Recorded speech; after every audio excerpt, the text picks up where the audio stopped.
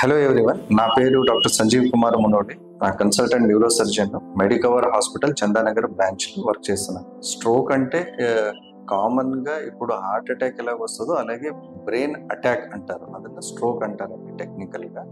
So ఇది exact గా ఏమైపోతుందంటే బ్రెయిన్ ఏదో ఒక ఏరియాకు రక్త సర్క్యులేషన్ బ్లాక్ అయిపోయి లేకుండా ఆ ఏరియాలో బ్లీడింగ్ వచ్చేసి ఆ పర్టికులర్ బ్రెయిన్ ఏరియా ఏముంటుంది అది డ్యామేజ్ అయిపోతుంది. ఇది ఒకటి ఎమర్జెన్సీ అండి న్యూరలాజికల్ సైడ్. సో ఇది ఏమేం ప్రాబ్లం రావచ్చు అంటే ఏ ఏరియా ఇన్వాల్వ్మెంట్ అయిందో అక్కడ ఇబ్బంది వస్తాయి. అంటే మాట్లాడడానికి ఇబ్బంది రావచ్చు, ఫేస్ క్రాస్ అయిపోవచ్చు, చేతులు కాళ్ళు బలం తగ్గినచ్చు రావచ్చు.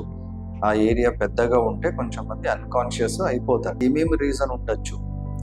బీపీ ఉన్న పేషెంట్, షుగర్ ఉన్న పేషెంట్, ఇప్పుడు స్మోకింగ్ చేయో పేషెంట్స్, తర్వాత లైఫ్ స్టైల్ బాగలేదు, ఒబేసిటీ ఉంది, కొలెస్ట్రాల్ లెవెల్ పెరిగినాయి అంటే ఇవి వచ్చే ఛాన్సెస్ ఎక్కువ ఉంటాయి.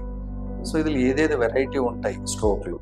మెయిన్ రెండు వెరైటీస్, ఒకటి ఇస్కిమిక్ స్ట్రోక్ అంటారు, ఇంకా ఒకటి హెమరేజిక్ స్ట్రోక్ అంటారు. ఇస్కిమిక్ స్ట్రోక్ అంటే ఇందులో రక్తనాళం నుంచి రక్త సర్క్యులేషన్ ఏం పోతుందో ఆ రక్తనాళంలో క్లాట్ వచ్చేస్తుంది, సో వచ్చి ఆ ఏరియా డ్యామేజ్ అయిపోతుంది.